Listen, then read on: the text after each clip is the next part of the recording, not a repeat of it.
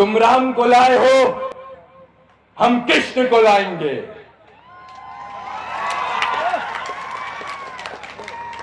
तुम राम को लाए थे, हम कृष्ण को लाएंगे।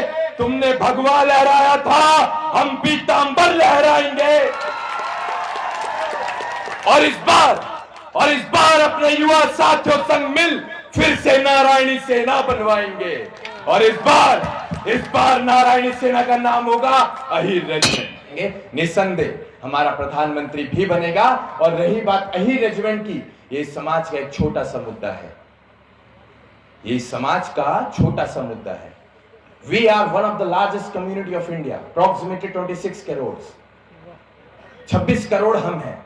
उसके बावजूद हम लोग अपने हक अधिकारों से वंचित हैं। इसका मुख्य कारण यही है कि हम लोग संगठित नहीं हैं। और मैं अपने युवा साथियों से कहना चाहूंगा, 65% of the total population is below the age of 35। 65% आबादी इस देश में 35 वर्ष से कम आयु के नौजवानों की है। And 50% of the total population is below the age of 25। 25 वर्ष से कम आयु के नौजवानों की संख्या इस देश में 50% है। तो ये संगम है युवाओं का, रुख बदलेंगे हवाओं का। आप लोग, मेरी माताओं से मैं कहना चाहूंगा, जिन शेरों को आपने जना है उनको इस समाज की लड़ाई में आप छोड़ दें। आप देखना, ये समाज भी संगठित होगा और इस समाज के तमाम मुद्दे आपको हल होते नजर आएंगे।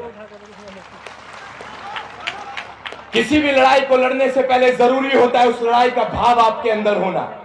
जब तक किसी लड़ाई का भाव आपके अंदर नहीं है, आप एक अच्छे योद्धा नहीं बन सकते। तो कुछ ऐसे भाव मैं आपके अंदर डालकर जाना चाहूंगा। ये लड़ाई है उन माताओं की जिन माताओं ने अपने चिराग खो दिए।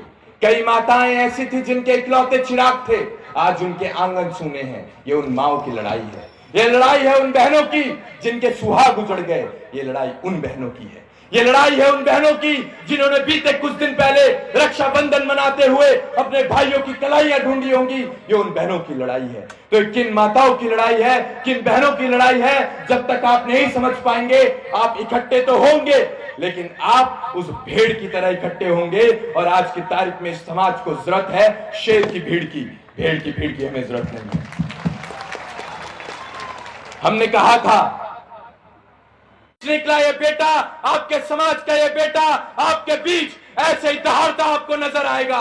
बस इसको कभी कमजोर मत होने देना। मैं भरोसा दिलाता हूं, मैंने किया है और मैं आगे भी करूंगा।